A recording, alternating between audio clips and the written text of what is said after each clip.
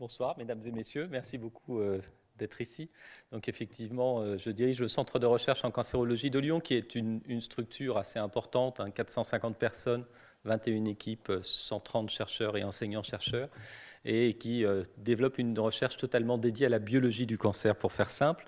Et donc, dans ces 10 à 12 minutes qui me sont dédiées, donc, je vais essayer de vous transmettre quelques messages assez simples, évidemment, sur la biologie du cancer et ce processus complexe qui est le développement cancéreux, le développement d'une tumeur. Comme vous le savez tous, là, je pense que sur cette diapositive, je ne vous apprendrai rien. Vous savez que le développement d'un cancer, c'est un processus qui est un processus complexe et qui est long. On estime que pour la plupart des cancers, essentiellement, je parle des carcinomes, c'est-à-dire des tumeurs d'origine épithéliale. Vous savez probablement que chez l'adulte, ce sont les tumeurs les plus fréquentes. Plus de 80% des cancers de l'adulte sont des carcinomes, c'est-à-dire que la cellule d'origine est une cellule épithéliale. Et bien pour ces cancers, on estime que le développement de cette tumeur va reposer sur une période de 10 à 20 ans à partir de l'événement initiateur de cette tumeur. Et ce temps qui est nécessaire pour développer une tumeur, entre donc l'événement initiateur et le diagnostic possible du cancer, eh bien, ce temps, donc, qui est long, est dû essentiellement à deux phénomènes. D'une part, ce qu'on appelle, nous biologistes, origine monoclonale. Ça veut dire quoi? Ça veut dire ce que je vous disais tout à l'heure. La plupart des cancers se développent à partir d'une cellule. Or, pour que le cancer devienne diagnosticable, décelable par les techniques classiques de diagnostic aujourd'hui, il faudra 1 milliard de cellules. Donc il faut que le temps de passer de 1 à 1 milliard de cellules, ceci évidemment prend un certain temps. Et puis d'autre part, c'est un processus complexe qui nécessite plusieurs événements. On ne se réveille évidemment pas le matin avec un cancer alors qu'on n'avait rien la veille au soir. Différents événements sont nécessaires pour aboutir à une tumeur maligne.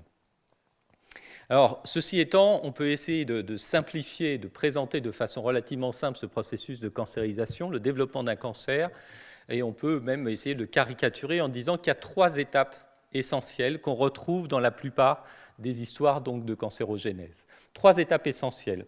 La première, c'est ce qu'on appelle toujours, nous les biologistes, l'acquisition d'une activité mitogénique aberrante. Mitogénique, c'est-à-dire c'est une entrée en mitose, c'est-à-dire que la cellule va se diviser. On veut dire par là qu'évidemment, je ne vous apprendrai rien. Si on compare des cellules cancéreuses par rapport à des cellules normales, elles se divisent trop souvent, plus souvent que ne le feraient des cellules normales.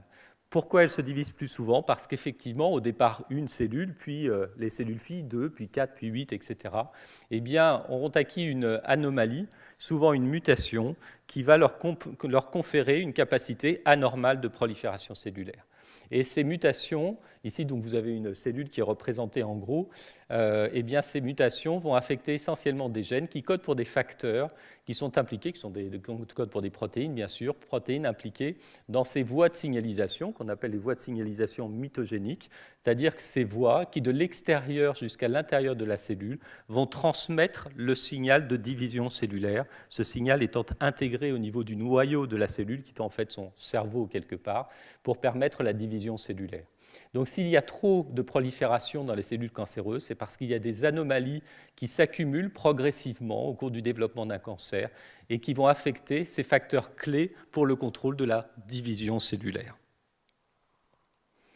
Et comme j'espère, le professeur Jean-Yves Blais aura l'occasion de vous le dire tout à l'heure s'il arrive entre-temps, eh bien, ce que vous savez probablement, c'est qu'aujourd'hui, les thérapeutiques ciblées dont Olivier Trédan vous parlait, pour la plupart d'entre elles, ces thérapeutiques ont été conceptualisées sur la base de la connaissance de ces facteurs dans tel ou tel type de cancer qui sont anormalement activés, donc le plus souvent par des mutations génétiques.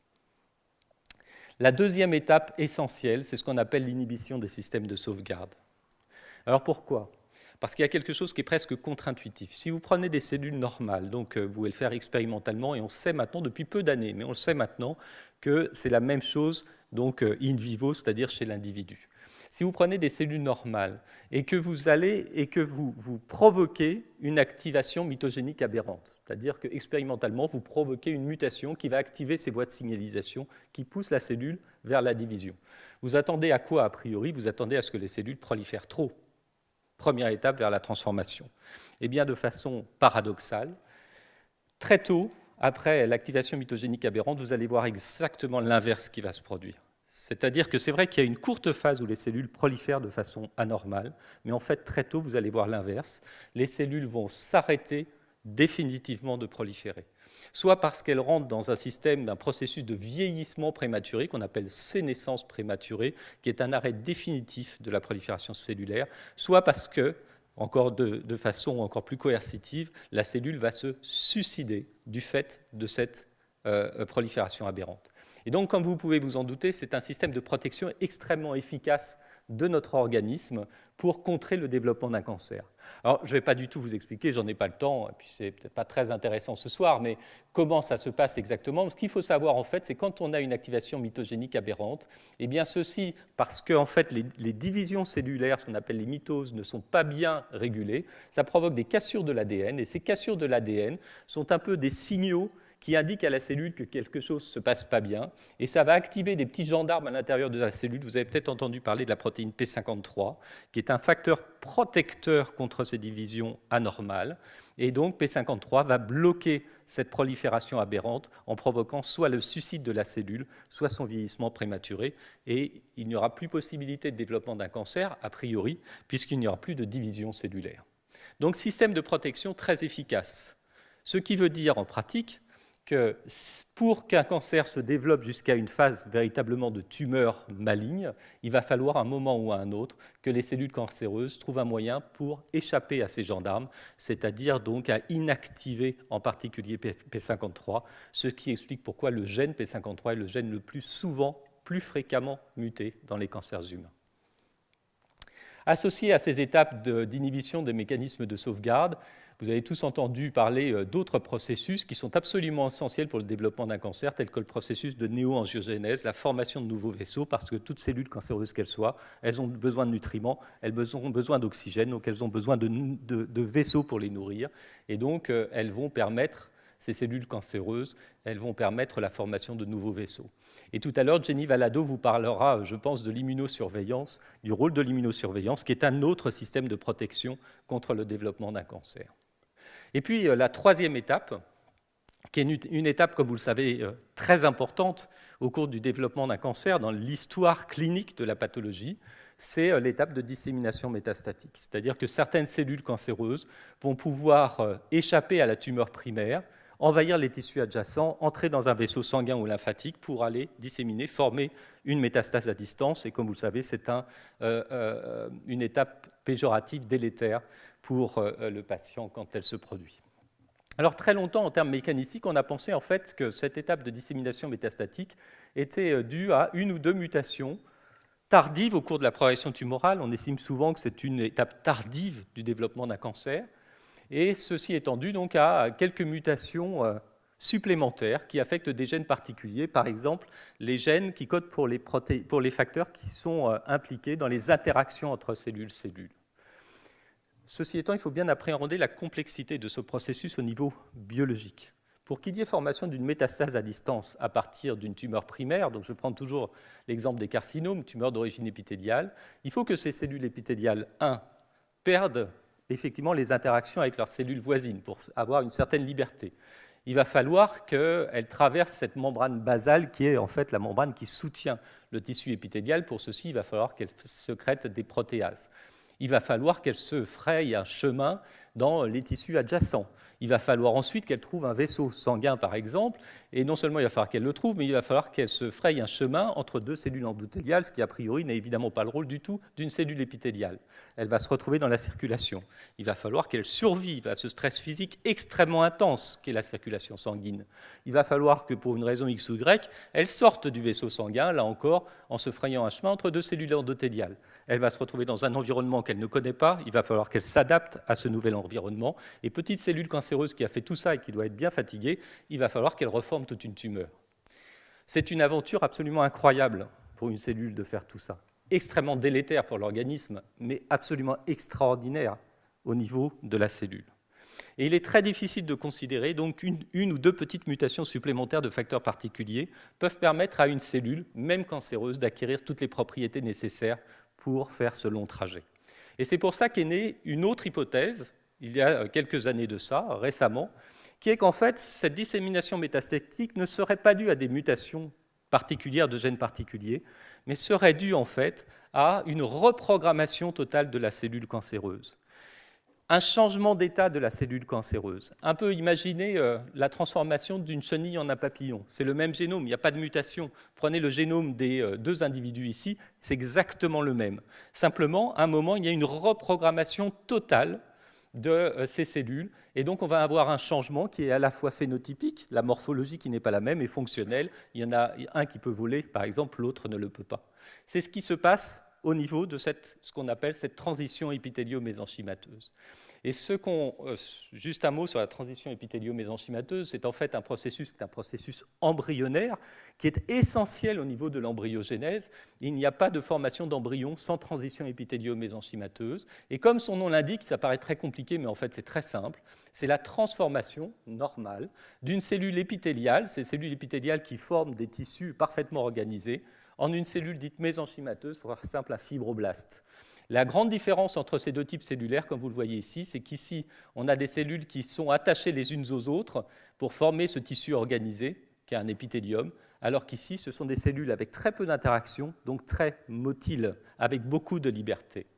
Et cette transition épithélio-mésenchymateuse, elle est indispensable à différentes étapes de la morphogénèse. Dès le début, si vous vous rappelez de vos cours d'embryologie, il n'y a pas de gastrulation sans transition épithélio-mésenchymateuse. Il n'y a pas de délamination des cellules de la crête neurale sans transition mésenchymateuse. Et en fait, la plupart de la formation au niveau morphogénétique de nos organes et de nos tissus passe par des transitions épithélio-mésenchymateuses.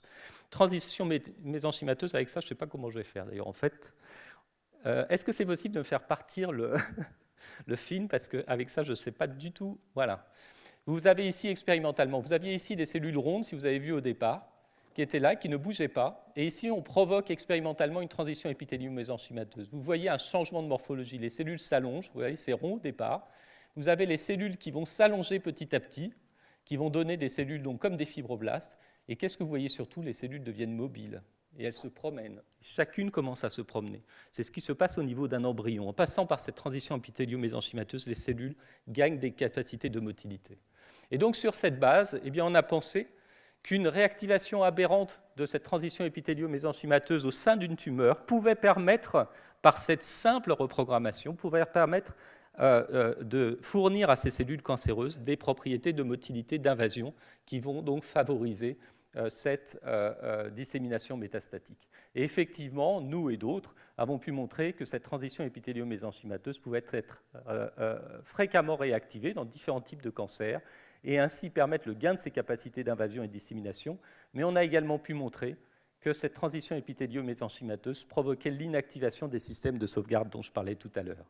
Et donc, en clair, cette transition, elle va à la fois inhiber les systèmes de sauvegarde et permettre le gain des capacités qui sont essentielles pour la dissémination métastatique, donc agir sur deux étapes clés de la dissémination métastatique.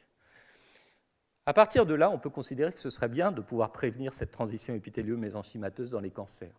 Et c'est vrai que sur la base d'expériences toutes simples, faites en boîte de culture, mais aussi dans des modèles animaux, eh bien, ce qu'on voit, pour faire très simple, c'est que si vous prenez des cellules cancéreuses ici, si vous inactivez les chefs d'orchestre de cette transition épithélio-mésenchymateuse, il y en a un qui s'appelle Twister 1, si vous l'inactivez expérimentalement, vous réactivez les systèmes de sauvegarde et les cellules vont mourir ou partir en sénescence. Donc in vitro, ça semble intéressant, et dans les modèles animaux, c'est la même chose. Si vous inactivez ce chef d'orchestre de la transition épithélio-mésenchymateuse, vous empêchez le développement d'une tumeur.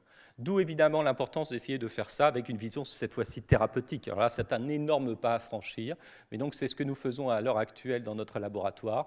Nous essayons en fait d'identifier des petites molécules chimiques qui pourraient à terme donner un médicament qui serait capable d'inhiber cette transition épithélio-mésenchymateuse. Et certaines molécules que nous avons déjà en main, effectivement, semblent pouvoir être efficaces. Ici, vous avez des cellules épithéliales. Vous utilisez ici un autre inducteur d'EMT. Vous avez des cellules qui deviennent mésenchymateuses. Eh bien, si vous faites la même chose en présence de cette petite molécule chimique qu'on a pu mettre en évidence par criblage, vous voyez que vous inhibez totalement, vous prévenez totalement cette transition. Alors, pour finir, je ne sais pas du tout où j'en suis. Je regarde Stéphanie, probablement je suis trop long. Mais juste 1 ou 2 minutes supplémentaires pour insister sur l'importance des capacités d'adaptation des cellules cancéreuses. Au XVIIIe siècle, Jean-Baptiste Lamarck, au XIXe siècle, Charles Darwin, avait posé les fondations en fait, de la théorie de l'évolution des espèces. Les fondations en disant que l'évolution des espèces était basée sur un phénomène essentiel, qui était la nécessité pour tout organisme vivant de s'adapter à leur environnement. Et Charles Darwin écrivait « Les espèces qui survivent ne sont ni les espèces les plus fortes, ni les plus intelligentes, mais celles qui s'adaptent le mieux au changement. » Eh bien, on sait aujourd'hui que cette notion s'adapte parfaitement aux cellules cancéreuses. En fait, qu'est-ce que c'est le développement d'un cancer? C'est un système d'évolution, malheureusement délétère pour l'organisme, mais à l'échelle d'une cellule, un système d'évolution vers des cellules qui vont être capables de s'adapter mieux que ne le feraient des cellules normales. Cette adaptation, elle se fait grâce à la diversité génétique intratumorale. Si vous êtes intéressé par cette notion, on pourra en reparler par la suite, et par cette plasticité cellulaire dont je parlais au travers de la transition épithélium-mésenchymateuse, qui fait qu'en fait, une tumeur est composée d'une soupe, si vous voulez, si vous me permettez cette familiarité, de cellules cancéreuses avec des propriétés différentes. Et du fait de cette diversité, du fait de cette plasticité de ces cellules cancéreuses, certaines d'entre elles seront capables de s'adapter aux pressions de sélection qu'elles rencontrent. Parmi ces pressions de sélection, évidemment, il y a les thérapeutiques qu'on emploie. Et donc, quand vous utilisez une thérapeutique, malheureusement, il y a un risque qui est potentiel que certaines de ces cellules cancéreuses puissent devenir résistantes ou même d'ores et déjà être résistantes. On va sélectionner ces cellules et à l'arrêt du traitement, le risque est que ces cellules cancéreuses reforment une tumeur, d'où le risque de récidive. Ce n'est pas seulement des dessins, ce n'est pas seulement théorique, c'est ce qui se passe, on le sait maintenant, en clinique, dans certains cas, évidemment pas toujours.